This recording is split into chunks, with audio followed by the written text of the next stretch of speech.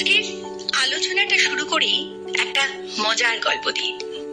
ছোটবেলায় আমরা সবাই কম বেশি পড়েছি একটা গল্প, লেজের কাহিনী বা টেলস। শরীরের কোনো অঙ্গই যে শুধু সৌন্দর্যের জন্য নয়, সেটাই সেই গল্পে বলা ছিল। একটি মাছি মানুষের কাছে এসেছিল এটাই চাইতে যে তার একটা লেজ দরকার, সেই লেজটা নিজের সৌন্দর্যের জন্য ব্যবহার করবে। তাকে প্রথমে বোঝানো হয়েছিল যে লেজটা কিন্তু শুধুই সৌন্দর্যের জন্য নয়, এটা প্রয়োজনের, কিন্তু সে তখন বোঝেনি। অনেক শেষে গল্পের একটা মজার পরিণতির সাথে সে বুঝতে পেরেছিল যে আমাদের শরীরের, ঈশ্বরের সৃষ্ট যে শরীর, সেই শরীরের প্রতিটি অঙ্গেরই কিন্তু নিজস্ব প্রয়োজনীয়তা আছে। হ্যাঁ, কেন এই গল্পটা দিয়ে শুরু করলাম আজকের আলোচনা? আমাদের শরীরেরও প্রতিটি অঙ্গ শুধু সৌন্দর্য বৃদ্ধির জন্য নয়, রয়েছে তার ঠিক ঠিক প্রয়োজন। আর এই প্রয়োজনীয় অঙ্গগুলোকে সঠিকভাবে, সুন্দরভাবে জীবনের কাছে তুলে ধরতে আমাদের কিন্তু তার যথেষ্ট যত্ন প্রয়োজন। আর এই যত্ন থেকেই আসছে যোগাসনের কথায়। সবেমাত্র আমরা বিশ্ব যোগা দিবস শেষ করলাম, কিন্তু দিবস মানে একটা দিনেই তো সবকিছু শেষ হয় না, তাই না? যোগ ব্যায়াম বা যোগা এটা কিন্তু সব সময়ের আমাদের একটি প্রয়োজনীয় অঙ্গ বলা চলে জীবনের। তো এই যোগ ব্যায়াম বা যেটাকে আমরা যোগা বলছি, এর ব্যবহার আমাদের জীবনে কতটা প্রয়োজন, আমরা কতটা জানি বা জানি না, এই সব কিছু নিয়ে আজকে আলোচনা করব। আর আমাদের সঙ্গে আছেন যোগ থেরাপিস্ট বা যোগা থেরাপিস্ট তুহিনা আক্তার। তিনি প্রশিক্ষক, যোগাসন নিয়ে প্রশিক্ষণও দেন। তার কাছ থেকে জেনে নেব বেশ কিছু প্রশ্ন। মহিলা বাউলের স্টুডিওতে তুহিনা, আপনাকে স্বাগত। নমস্কার। আমরা সবে যোগা দিবস থেকে বলা যায় একটুখানি এগিয়ে এসেছি। 21শে জুন ছিল যোগ ব্যায়াম দিবস বা যোগা দিবস যেটাকে বলা হচ্ছে। তো সেই সঙ্গেই রিলেটেড আমার একটা প্রশ্ন প্রথমেই মনে আসছে, এটা আমার নয়, আমার অনেক শ্রোতা বন্ধুর কাছে এই প্রশ্নটা থাকে। এই যে যোগা আমরা কথাটা বলছি বা যোগা ডে, তার সঙ্গে যোগ ব্যায়াম, এই দুটো কি একই নাকি এই দুটো ভিন্ন অর্থে ব্যবহার হয়? যোগ ব্যায়াম অর্থাৎ ওয়ার্ম আপ মুভমেন্ট বা ডাইনামিক মুভমেন্ট আমরা বলতে পারি। আমাদের অঙ্গ সঞ্চালনের মাধ্যমে আমরা যে এক্সারসাইজ করে থাকি সেটি হচ্ছে যোগ ব্যায়াম। আর সেই দিক থেকে যদি যোগাসন বলা হয়, যোগ একটি সংস্কৃত শব্দ, যুজা থেকে এসেছে। বাংলা অর্থ শরীর এবং চেতনা। শরীর ও মনকে একত্রিত করে আধ্যাত্মিক পথে অগ্রসর হওয়ার যে যাত্রা পথ, সেই যাত্রা পথকেই আমরা যোগাসন বলে উল্লেখ করতে পারি। যোগাসন হচ্ছে কুল ডাউন পশ্চার বা স্ট্যাটিক মুভমেন্ট। আমরা যে আসন কোনো একটি নির্দিষ্ট প্রক্রিয়ায়, একটি নির্দিষ্ট ভঙ্গিতে বসে হোল্ড রেখে ব্রিদিং অর্থাৎ নিঃশ্বাস প্রশ্বাসকে আমাদের বসার ভঙ্গির সঙ্গে যুক্ত করে কোনো একটা স্থিত অবস্থায় বিরাজ করি, সেটি হচ্ছে যোগাসন। এই যোগাসন 6 রকম ভাবে আমরা করতে পারি। ধরুন, দাঁড়িয়ে, বসে, হাঁটুর উপর ভর দিয়ে বা শুয়ে। আমাদের শরীরের মোটামুটি 6 রকম ভাবে আমরা ভাঁজ হতে পারি, যেমন সামনে, পেছনে, বাঁ দিকে, ডান দিকে। আর যদি মোচড় দিয়ে বলা যায় তাহলে টুইস্টিং পশ্চার, বাম দিক এবং ডান দিক। যদি আমরা প্রত্যেক দিন এই 6টি মুভমেন্ট, এই 6 রকম ভাবে দাঁড়িয়ে, বসে, হাঁটুর উপর বা সর্বোপরি ব্যালেন্সিং পশ্চার, যেটাতে আমাদের শরীরের ভারসাম্য বজায় রাখতে অনেক বেশি সাহায্য করে, তো এই 6 মিনিটে যদি 6টি আসন প্রত্যেক দিন আমরা অভ্যাস করতে পারি, তাহলে ধারাবাহিকতা বজায় রেখে দৈনন্দিন জীবনে যোগাসনকে অভ্যাসের মধ্যে রেখে আমরা সুস্থ থাকার পথ প্রশস্ত করতে পারি।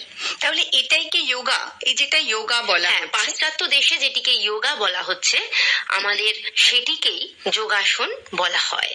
আচ্ছা, ব্যায়াম আর আসন, এই ব্যায়াম দুটো কি আসন, এক- ব্যায়াম হচ্ছে এক্সারসাইজ যেটা আমরা ডাইনামিক মুভমেন্টের মাধ্যমে করছি, আচ্ছা। অঙ্গ সঞ্চালনের মাধ্যমে। আচ্ছা। আর আসন হচ্ছে স্ট্যাটিক বা হোল্ডিং পশ্চার, যেখানে আমরা স্থিত হয়ে ও বসে অভ্যাস করছি, যেখানে তার কোনো মানে মুভমেন্ট হ্যাঁ, শ্রোতা বন্ধুদের একটু পরিষ্কার করে দিই যে যেটা আমরা শান্ত ভাবে করছি, অভ্যাস করছি, সেটা আসন। আসনের আসন। সঙ্গে যেটা চেতনার একটা বিকাশ লুকিয়ে রয়েছে। একদমই তাই। আর যেটা আমরা এক্সারসাইজ, যেখানে বডির মুভমেন্ট বেশি হচ্ছে, সেক্ষেত্রে আমরা ওটাকে বলছি ব্যায়াম বা ব্যায়াম। exercise। আচ্ছা আচ্ছা, বেশ, এই জায়গাটা মোটামুটি একটু পরিষ্কার প্রত্যহ হলো। সুস্থ থাকার জন্য কি শুধুই যোগাসন করাই উচিত?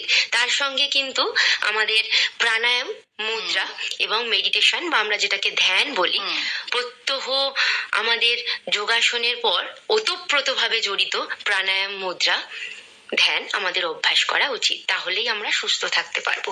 তার মানে আপনি বলছেন আসন এবং ব্যায়াম দুটো একসঙ্গে কিন্তু আমাদের প্রয়োজনীয়তার পর্যায়ে পড়ে। আচ্ছা, এরপরে একটুখানি আমরা পিছন দিকে ফিরে যাই। অর্থাৎ এই যে যোগা বা যোগা যেটাকে আমরা বলছি যোগাসন, এর মূল উৎস কোথায়? সিন্ধু সভ্যতায় শিলমোহর এবং জীবাশ্ম থেকে আমরা প্রমাণ পাই যোগাসনের। তারপর বৈদিক যুগে 1500 খ্রিস্টপূর্বাব্দে আমরা যোগের উল্লেখ পেয়েছি। মহর্ষি পতঞ্জলি, যিনি যোগের জনক, তার গ্রন্থ যোগ সূত্র থেকে আমরা যোগাসন সম্পর্কে অনেক বেশি ওয়াকিবহাল। তবে মধ্যযুগে হঠযোগ গ্রন্থে শারীরিক এবং আধ্যাত্মিক উভয় প্রকার উপকারিতার দিকে তাকিয়ে আমরা যোগাসনকে আরো অনেক বেশি আপন করে নিয়েছি। স্বামী বিবেকানন্দ 1890-এর দশকে যোগকে পশ্চিমা বিশ্বে জনপ্রিয় করে তুলেছিলেন। 2014 সালে 11ই ডিসেম্বর জাতিসংঘের সাধারণ পরিষদ প্রস্তাব করেছিলেন, যা 2015 সালে 21শে জুন প্রথম যোগা দিবস হিসেবে পালন করা হয়ে থাকে। মানে এটার উৎস বা বীজ যদি বলি, আমরা সেই সিন্ধু সভ্যতা থেকে আসছে, পর আস্তে আস্তে আসছে। আমরা এই প্রয়োজনীয়তা যত সময়ের সঙ্গে সঙ্গে উপলব্ধি করেছি এবং তাকে গুরুত্ব সহকারে একটা দিনের জায়গায় নিয়ে এসেছি। মানুষের স্বাস্থ্যের উপর হ্যাঁ। যোগের গুরুত্ব এবং প্রভাব সম্পর্কে বিশ্বব্যাপী সচেতনতা বাড়ানোর জন্যই একটি নির্দিষ্ট দিন ধার্য করা হয়েছে, যেটি যোগ দিবস বা 21শে জুন পালিত হচ্ছে। আচ্ছা, বেশ। আচ্ছা, এবার একটু ব্যক্তিগত প্রসঙ্গে যাই। সেটা হলো যে এই যে যোগাসন বা যোগ ব্যায়াম যেটাই বলি না কেন, এর সঙ্গে আপনার বন্ধুত্ব গড়ে ওঠা কিভাবে? নিশ্চয়ই এর একটা ইতিহাস আছে। সকলেই এত কিছু প্রফেশন রয়েছে, এত কিছু ভালো লাগার জিনিস রয়েছে, সেগুলো থেকে যখন আমরা যোগাসনে যাচ্ছি, নিশ্চয়ই সেটার জন্য কোনো একটা তাগিদ ছিল বা ভালো লাগা ছিল। সেটা কিভাবে এসছে? যতটুকু সাধারণভাবে বলা যায় সেটি হলো, আমি ছোটবেলা থেকে কোনো রকম শারীরিক কসরত বা খেলাধুলোর সঙ্গে যুক্ত ছিলাম না। মোটামুটি 2015 সাল যখন আমার MA কমপ্লিট হচ্ছে, সেই সময়ে আমার কিছু শারীরিক অসুস্থতায় আমি ভুগছি। সেই সময়টাতে আমি প্রথম নিজে যোগাসন অভ্যাস করব বলে আমার পারিপার্শ্বিক এলাকায় আমি যোগ সেন্টার খুঁজতে থাকি। খুব সাধারণ একটি NGOর সঙ্গে আমি যুক্ত হই।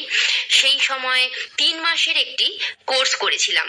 3 মাসের কোর্স করাতে আমার যতটুকু ধারণা হয়, তাতে আমি আরো একটু বিস্তারিত জানার জন্য 6 মাস বা 1 বছরের কোর্সের খোঁজ করছিলাম।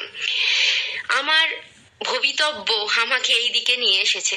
তখন আমি MA পড়াশোনা করার সাথে সাথে চাকরির জন্য পড়াশোনা করছি। সেই সময় যখন যোগাসন কোর্স করব বলে ভর্তি হলাম, সেই কোর্সটি একটি টিচার ট্রেনিং কোর্স ছিল। যেহেতু আমি ভর্তি হয়ে গিয়েছি, সেহেতু আর যোগাসনের উপর একটি আলাদাই ভালোবাসা তৈরি হয়ে যাচ্ছিল সেই সময়ে।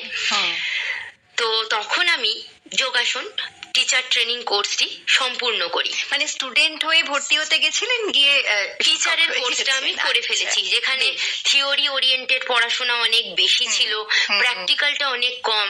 কিন্তু ওই যে কোথাও একটা গেলে সেখানে অনেক বেশি পরিচিত মানুষজনের সঙ্গে আলাপচারিতা বাড়ে, তো সেই জায়গায় আমি আমার যে রেগুলার বেসিসের টিচার যার সাথে আমার পরিচয় হয় ওই সেন্টারের থ্রুতে সেখানে আমি প্রত্যহ যোগাসন অভ্যাস করতে শুরু করি। আগে টিচার ট্রেনিং কোর্স করা, তারপর থেকে আমার রেগুলারিটি মেনটেন করে নিজের ক্লাস করা। সেইখান থেকেই শুরু হয় আমার যোগাসন প্র্যাকটিস। যখন আমার টিচার আমাকে নিজের থেকে জানালেন যে আমি অন্যকে শেখানোর জন্য প্রস্তুত, তারপর আমি যোগাসন শেখানোর জন্য নিজেকে তৈরি করি। তার আগে আমি একজন ছাত্রী হিসেবেই ওখানে প্রত্যেক দিন অভ্যাস করে গিয়েছি। তারপরেই আমার সার্টিফিকেট কোর্স করা, ডিপ্লোমা কোর্স করা, মাসাজ থেরাপি করা, ফিজিওথেরাপি করা, ফিজিওথেরাপি ডিপ্লোমা চলছে এখন। 2019 সালের 15ই মার্চ আমি প্রথম যোগাসন শেখাতে যাই। তখন অবশ্য আমার বাড়িতে গিয়ে পরিষেবা দেওয়া তখন আমার কাজ ছিল। মাস 3 পর থেকে যখন আমার পেশেন্ট বা আমার স্টুডেন্ট যাই বলা হোক, তারা যে অসুবিধা নিয়ে আমার কাছে এসেছিলেন, সেই অসুবিধা যখন মিটতে শুরু করে, তারা তাদের পারিবারিক আত্মীয় স্বজনের ঠিকানা আমাকে দেয়। তো সেহেতু লকডাউনের অনেক আগে থেকেই আমি প্রবাসী বাঙালিকে যোগাসন শেখাতে শুরু করি। তারপর লকডাউনে সম্পূর্ণ ক্লাস অনলাইন হয়ে যায়। সেই অনলাইন ক্লাস করানোর সাথে সাথে অফিসিয়াল কাজকর্মগুলো আস্তে আস্তে করতে থাকি, যেখানে আমার যোগ সেন্টারের নাম যোগ সমৃদ্ধি হয়ে ওঠে। আজ অনেক স্টুডেন্ট বা পেশেন্ট যাই বলা হোক না কেন, আমার ক্লায়েন্টরা এই পরিবারের সঙ্গে যুক্ত হয়ে নিজেরা সমৃদ্ধ হচ্ছেন আর আমাকেও সমৃদ্ধ করছেন। বেশ, খুব ভালো। তো এরপরে আসছি যে একটা খুব প্রাসঙ্গিক প্রশ্ন, যে জিম বা অন্যান্য শারীরিক কসরত যেগুলো চারপাশে হচ্ছে বিভিন্ন ভাবে, সেগুলোর থেকে কি এই যোগাসনকে আপনি এগিয়ে রাখলে কেন? প্রথমেই বলি, জিম ওয়ার্কআউট একটি উচ্চতর ব্যায়াম, যেখানে সরঞ্জামের মাধ্যমে এবং পেশি শক্তিশালী ও সহনশীলতা বৃদ্ধির উপর জোর দেওয়া হয়। শুধু জিম নয়, আরো অনেক ওয়ার্কআউট রয়েছে, যেমন অ্যারোবিক্স, জুম্বা, পিলাটিস, ক্যালিথেনিক্স, কার্ডিও। প্রত্যেকটি তার নিজ নিজ জায়গায় অবশ্যই একটি গুরুত্ব রাখে। প্রতিটি কসরতেরই আলাদা আলাদা মাধুর্য। কিন্তু আমরা কেন স্পেসিফিক জিম জয়েন করব বা যোগাসন ক্লাস অ্যাটেন্ড করব, তার একটি নিজস্ব পছন্দ থাকতে হবে, আর কি উদ্দেশ্যে আমরা করতে চাইছি সেটা পরিষ্কার হতে হবে।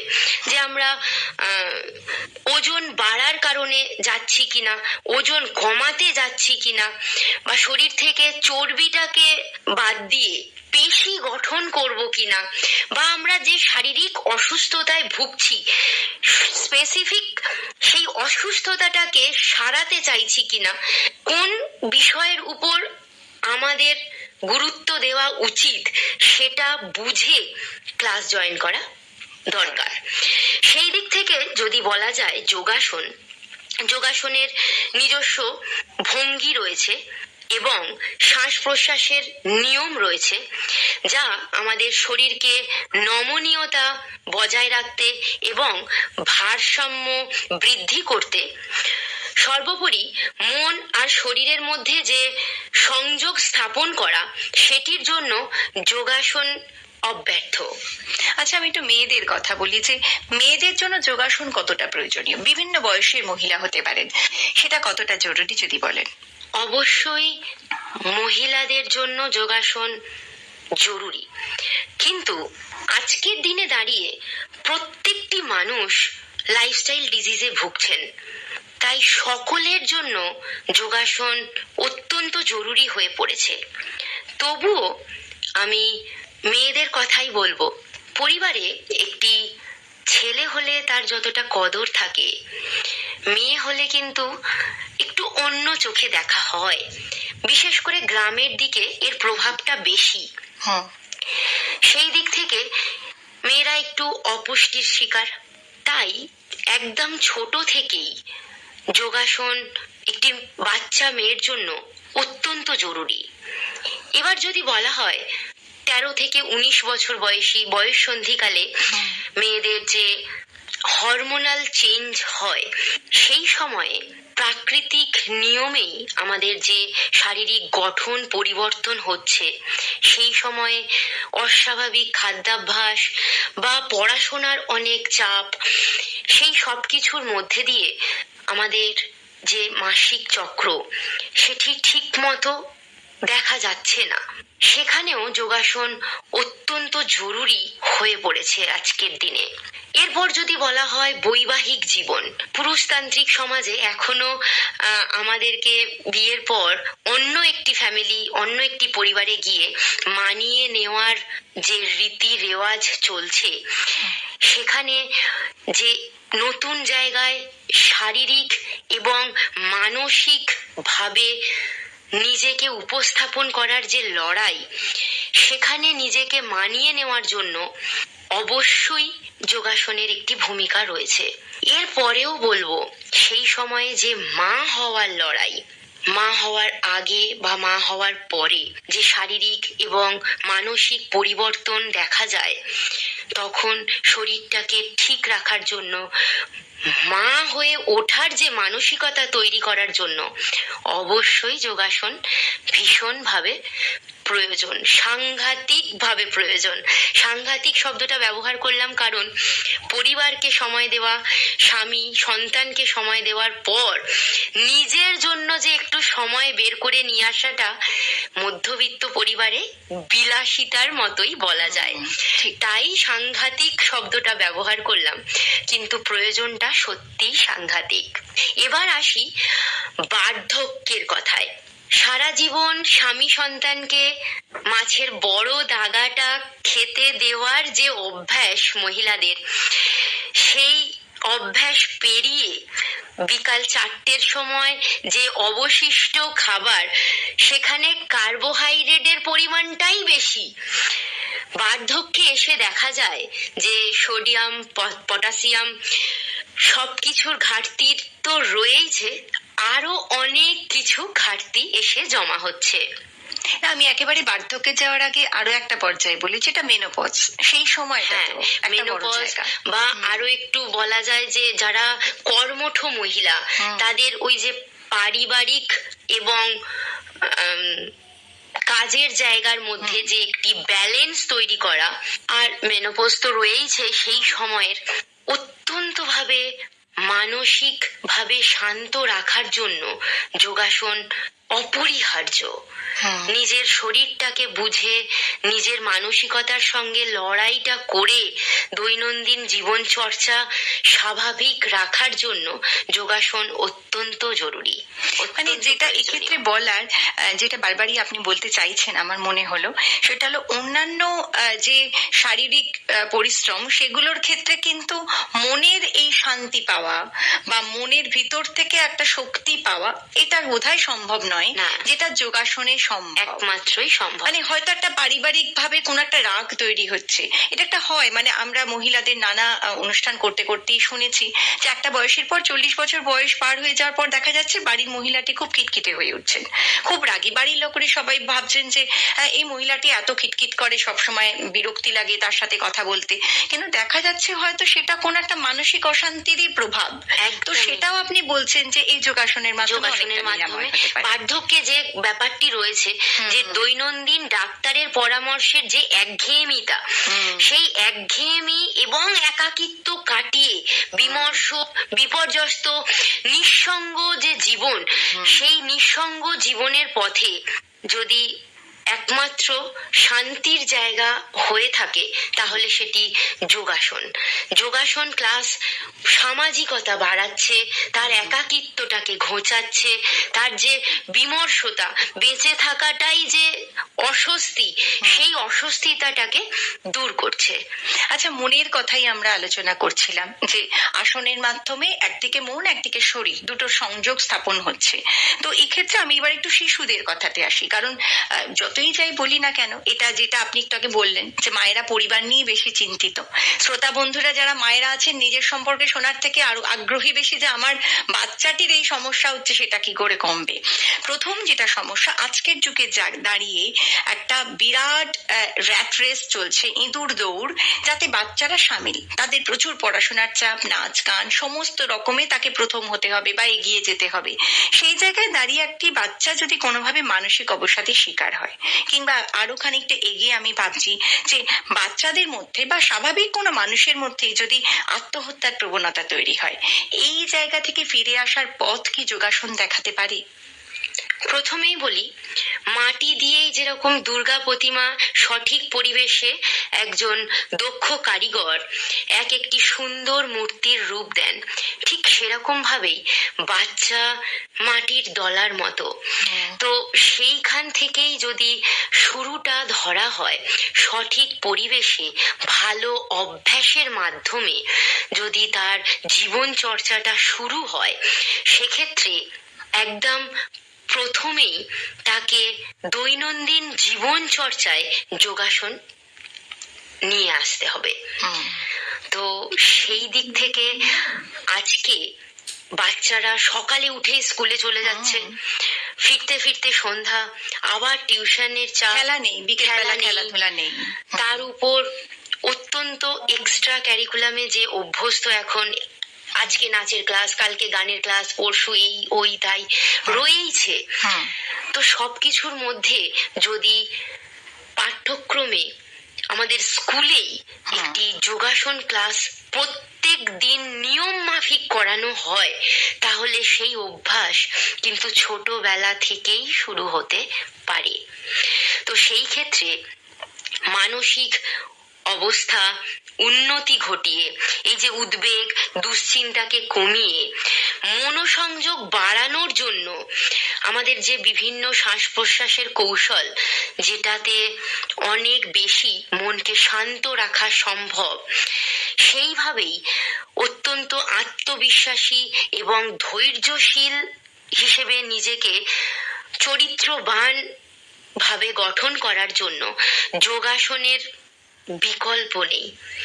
তাই আমরা শৃঙ্খলাবদ্ধভাবে পরিশ্রমী মানসিকতা গঠন করার জন্য সামাজিক পরিকাঠামোটাকে যদি পরিবর্তন করতে চাই, সেই সার্বিক উন্নতির জন্য একটি বাচ্চাকে অবশ্যই স্কুল জীবন থেকেই যোগাসনের অন্তর্ভুক্ত করতে হবে। মানে এটা বলছেন আপনি যে একটা বাচ্চা ঘুম থেকে উঠলে যেমন মা তাকে শিখিয়ে দেন দাঁত মাজো, ঠিক তেমন করেই যোগাসন প্রতিদিন আমাদের মধ্যেই থেকে দিয়ে দিতে হবে। দৈনন্দিন যে কর্মে আমরা ব্যস্ত থাকি, তারপর খাওয়া, ঘুম, প্রাতঃকর্ম, প্রার্থনা, তার মধ্যেই যোগাসন হচ্ছে আমাদের মৌলিক কর্ম, এমনটাই আমাদেরকে ধরে নিতে হবে। বেশ চমৎকার আলোচনা চলছে, আরো অনেক ধরনের প্রশ্ন নিশ্চয়ই আমাদের শ্রোতা বন্ধুদের মনে আসছে। সবটুকুতে এই ছোট সময়ের মধ্যে স্বল্প পরিসরে হয়তো আমরা প্রকাশ করতে পারলাম না, তবু একেবারে শেষে একটা কথা রাখি, সবকিছুর শেষে গিয়েও হয়তো মন, শরীর এগুলোর ঊর্ধ্বেও মানুষ এখন ভাবে যে আমি কি এই কাজটিকে নিয়ে ভবিষ্যতে এগোতে পারি। সেই প্রশ্নটাই রাখবো আপনার কাছে। যদি কেউ একেবারে ছোট থেকেই এই ভালো লাগা নিয়ে, মানে প্যাশনকে যদি প্রফেশন কেউ করতে চায়, যোগাসনটা তার ভালো লাগা, তাকেই নিয়ে সে ভবিষ্যতে এগোতে চায়, তার কর্মসংস্থান হতে পারে কেমন ভাবে? যোগাসনকে কেন্দ্র করে অবশ্যই কর্মসংস্থান হতে পারে, তবে যোগাসন সার্টিফিকেট কোর্স, যোগাসন ডিপ্লোমা কোর্স সবকিছুর পরেও আমরা যদি যোগা এমএসসি করে টিচার বা প্রফেসর হয়ে যেতে পারি, সেটা তো আলাদা একটি দিক, কিন্তু একদম বেসিক ভাবে যদি ধরা হয়, যদি নিজে যোগাসনকে আয়ত্ত করে নিজের পরিবারের মানুষজনকে শিখিয়ে নিজের পাড়া প্রতিবেশীকে সচেতন করে একটি যোগা সেন্টার খোলা হয়, তাহলে নিজের স্বাধীনতা বজায় রেখে নিজের পাড়ায় একটি যোগাসন সেন্টার ওপেন করা সম্ভব। আমাদের পাড়ায় কত মুদিখানার দোকান রয়েছে, সেই মুদিখানার দোকানেই আমরা প্রত্যহ বাজার করি।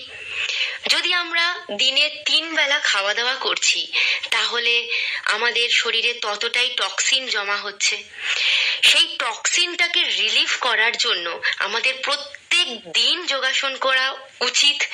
সেই যোগাসন অভ্যাসের মাধ্যমে যে আমরা টক্সিন রিলিজ করব, সঠিক পদ্ধতির কারণে আমাদের একটি সেন্টারে যাওয়া উচিত। তো সেই দিক থেকে দেখতে গেলে প্রতিটি পাড়ায় অবশ্যই একটি যোগাসন সেন্টার থাকা উচিত। প্রত্যেকটি মানুষের জন্য আজ যোগাসন এতটাই প্রয়োজনীয় হয়ে পড়েছে।